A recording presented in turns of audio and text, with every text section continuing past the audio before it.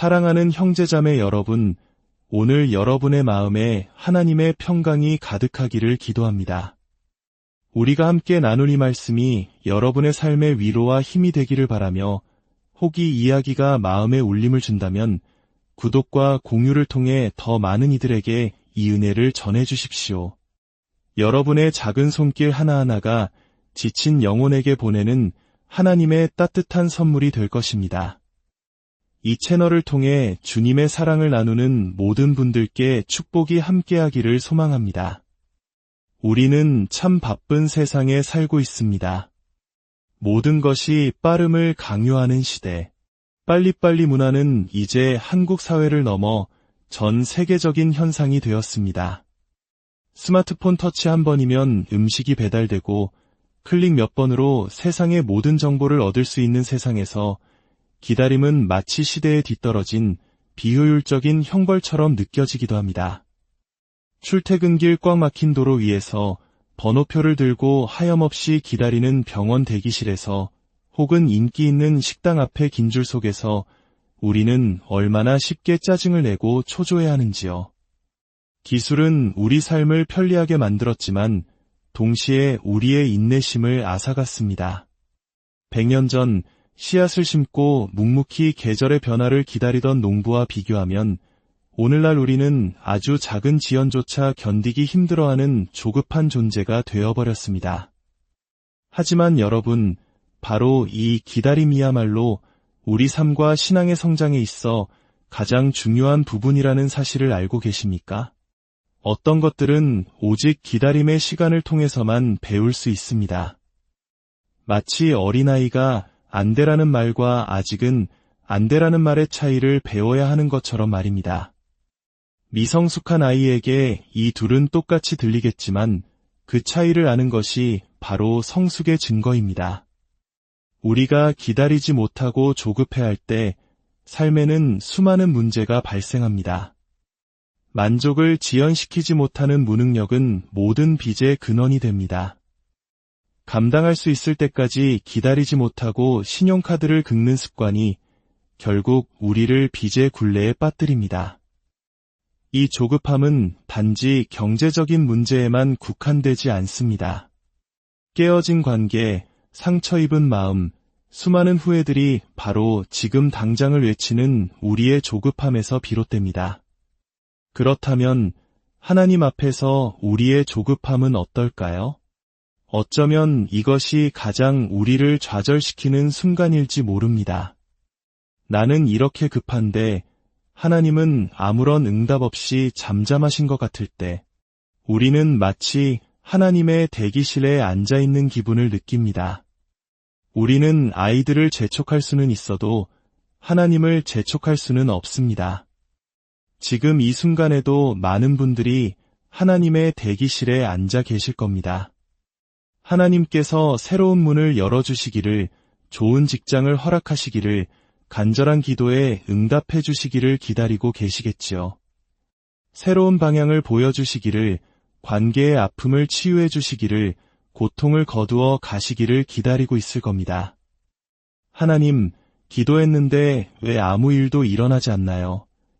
라고 절규하며 하나님의 지연을 이해할 수 없어 힘들어하고 계실지도 모릅니다. 하나님께서는 왜 우리의 모든 기도를 즉시 들어주지 않으실까요? 만약 모든 기도가 즉각적으로 응답된다면 우리는 하나님을 자판기처럼 대하는 이기적인 존재가 될 것입니다. 하나님은 문제에 대한 해답을 주시기 전에 먼저 우리 자신을 다루기 원하십니다. 성경 전도서 3장 11절은 이렇게 말씀합니다. 하나님이 모든 것을 지으시되 때를 따라 아름답게 하셨고 또 사람들에게는 영원을 사모하는 마음을 주셨느니라. 그러나 하나님이 하시는 일의 시종을 사람으로 측량할 수 없게 하셨도다. 하나님은 모든 것을 가장 정확한 때에 가장 올바른 방식으로 행하십니다. 다만 우리는 그분의 크신 계획을 다 이해할 수 없을 뿐입니다. 만약 우리가 하나님의 모든 일을 이해할 수 있다면 우리가 하나님이겠지요. 그래서 오늘 우리는 이 질문에 대해 깊이 생각해보고자 합니다. 하나님의 대기실에 있을 때 우리는 무엇을 해야 할까요? 대담한 믿음으로 하나님을 기다린다는 것은 무엇을 의미할까요? 기다림의 시간 속에서 우리가 기억해야 할 5가지 사실이 있습니다. 첫째, 씨앗을 심는 때와 열매를 거두는 때 사이에는 자연스러운 시간의 간격이 있다는 것을 기억하십시오. 저는 작은 텃밭을 가꿀 때가 있습니다. 토마토 씨앗을 심고 다음날 바로 탐스러운 열매가 열리기를 기대하지 않습니다. 당근 씨앗을 뿌리고 다음날 땅 속에서 굵은 당근이 자라있기를 바라지 않습니다. 파종과 수확 사이에는 반드시 시간이라는 과정이 필요합니다. 전도서 3장은 말합니다. 범사에 기한이 있고 천하만사가 닷때가 있나니 날 때가 있고 죽을 때가 있으며 심을 때가 있고 심은 것을 뽑을 때가 있으며 우리는 심은 것과 다른 계절에 거둡니다. 같은 계절에 심고 거둘 수는 없습니다. 여러분 중 많은 분들이 대담한 믿음으로 재정의 씨앗, 섬김의 씨앗, 희생의 씨앗을 심으셨을 겁니다. 그 수확은 즉시 오지 않을 것입니다. 하지만 분명 다른 계절에 하나님의 때에 열매 맺을 것임을 믿으십시오. 조용히 기대를 품고 인내하며 믿음으로 기다리십시오. 둘째, 보이지 않는 영적 전쟁이 벌어지고 있음을 기억하십시오. 우리가 보는 현실 너머에는 우리가 느끼거나 이해할 수 없는 영적인 영역에서의 치열한 싸움이 있습니다. 선과 악, 하나님과 사탄, 천사와 악한 영들의 전쟁입니다.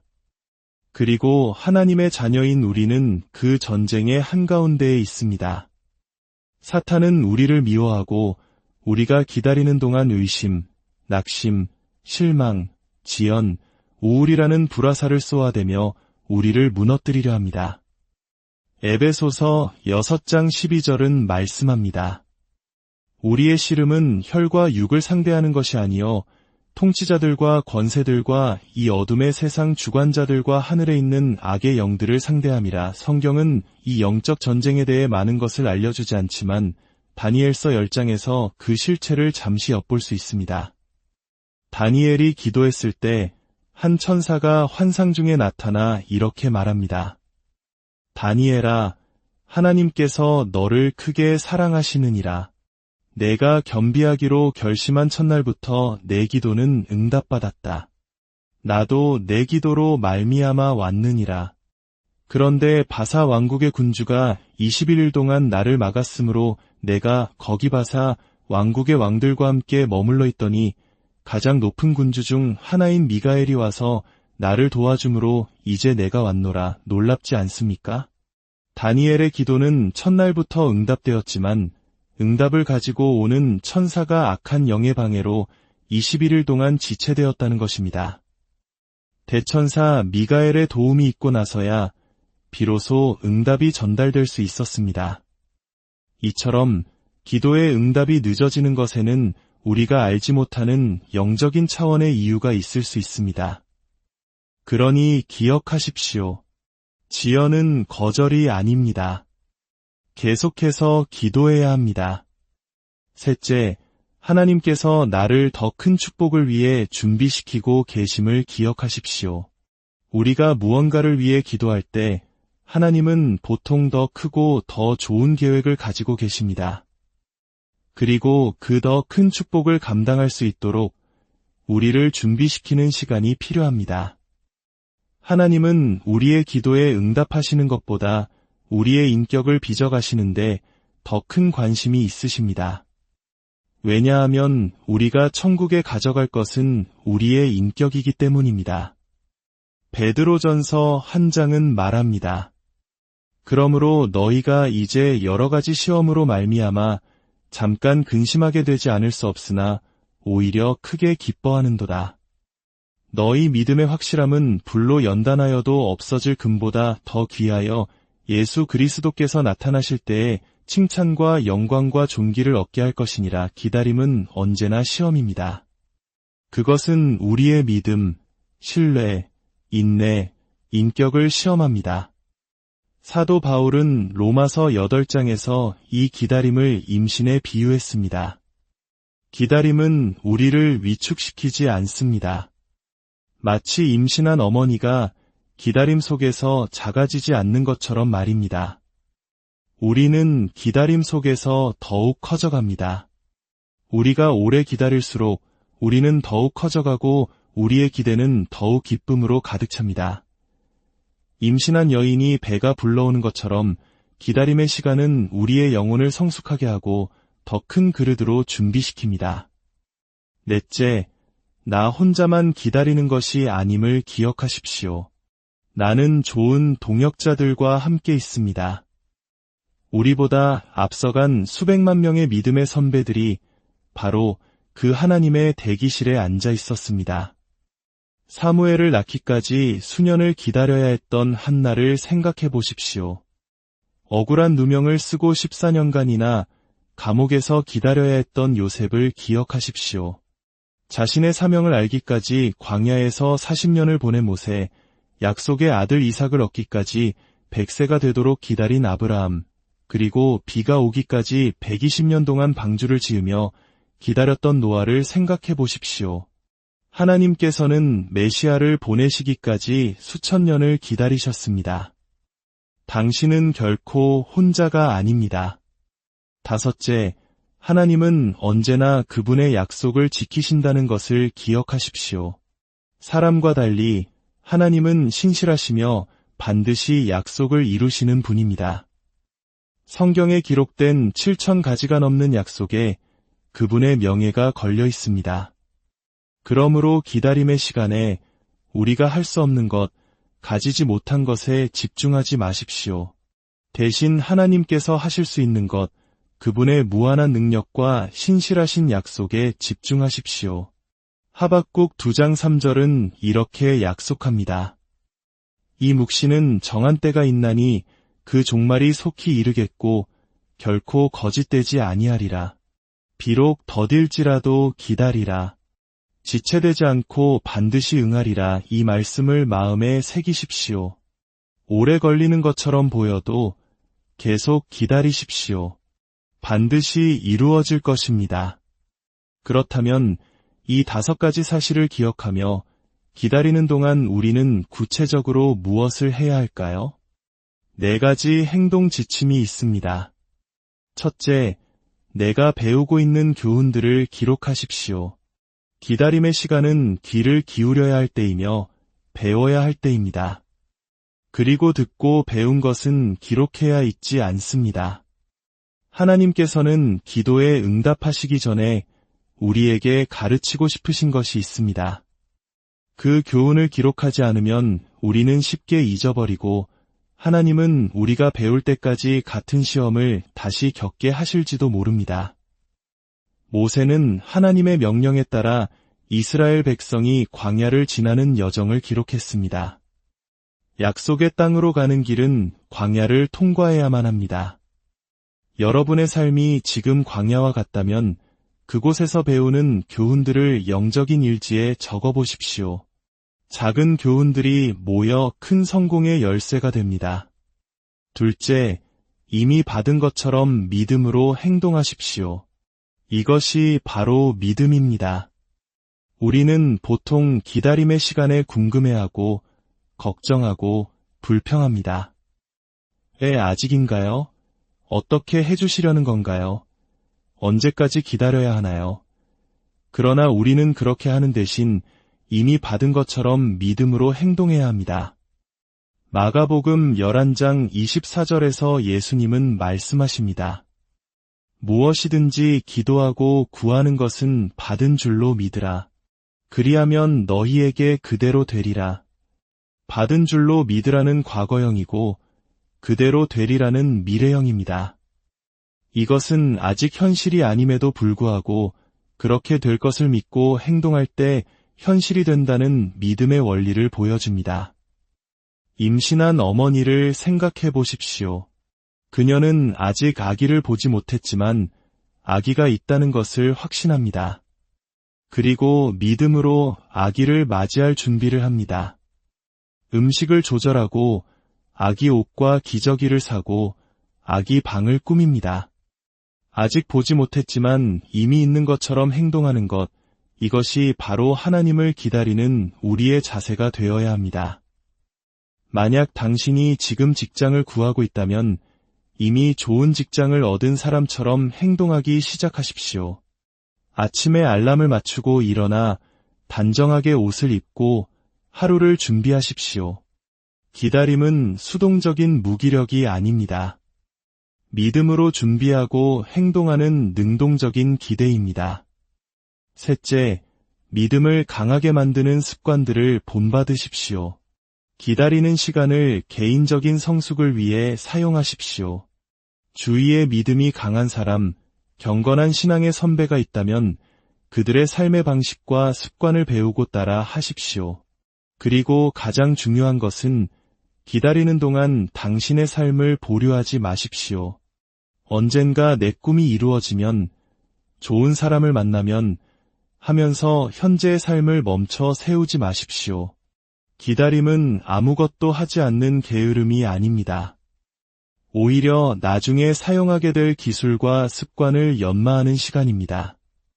저 또한 깊은 우울감과 어둠 속에서 보냈던 기다림의 시간이 있었습니다.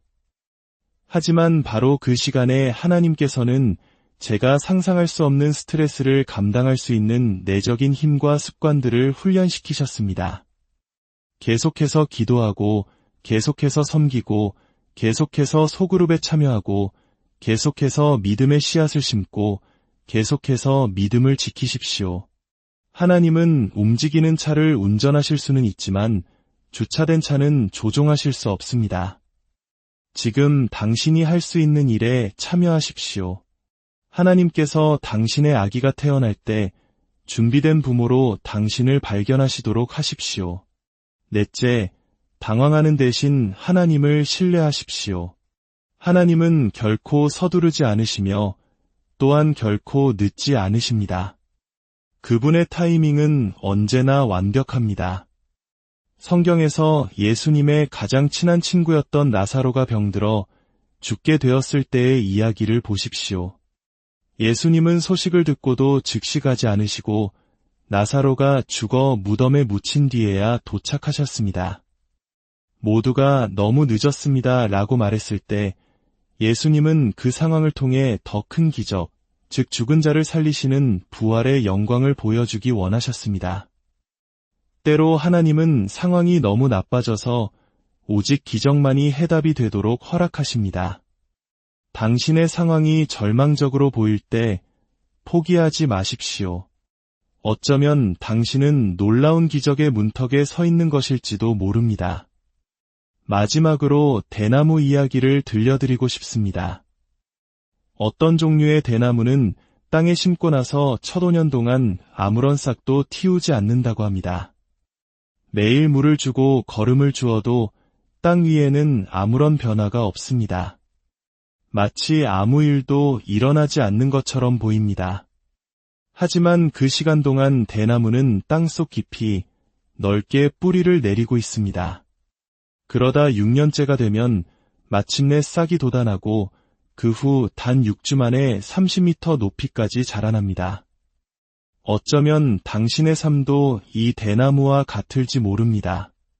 수년 동안 기도하고 섬기고 믿음의 씨앗을 심었지만 아무런 변화가 없는 것처럼 느껴질 수 있습니다.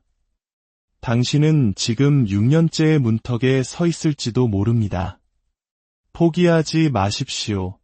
그 싹이 돋아나는 순간 당신의 삶은 상상할 수 없는 속도로 성장하고 열매 맺게 될 것입니다. 갈라디아서 6장 9절은 우리에게 권면합니다. 우리가 선을 행하되 낙심하지 말지니 포기하지 아니하면 때가 이름에 거두리라. 사랑하는 여러분, 어떤 분들은 자신이 하나님을 기다리고 있다고 생각하지만 사실은 하나님께서 여러분을 기다리고 계실지 모릅니다.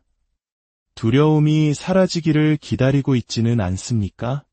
두려움이 없어지면 헌신해야지, 상황이 나아지면 믿음으로 나아가야지라고 생각하고 있지는 않습니까? 그 두려움은 저절로 사라지지 않습니다. 두려움을 이기는 유일한 길은 두려움에 맞서 믿음으로 한 걸음을 내딛는 것입니다. 당신이 믿음으로 허공에 발을 내디딜 때 당신은 하나님의 안전한 팔에 안기게 될 것임을 발견하게 될 것입니다. 함께 기도하겠습니다. 사랑의 하나님 아버지, 때로 우리는 하나님의 대기실에서 조급해하고 원망했습니다. 그러나 이제 기다림의 시간이 저를 빚어가시는 하나님의 손길임을 깨닫습니다. 기다리는 동안 배우게 하시고 이미 받은 것처럼 믿음으로 행동하게 하시며 신실한 믿음의 습관을 배우게 하옵소서. 당황하는 대신 온전히 주님을 신뢰하게 하옵소서. 저의 삶이 대나무처럼 깊이 뿌리내려 마침내 주님의 때에 풍성한 열매를 맺는 인생이 되게 하여 주시옵소서. 두려움에 맞서 믿음으로 나아갈 용기를 주시옵소서. 살아계신 우리 주 예수 그리스도의 이름으로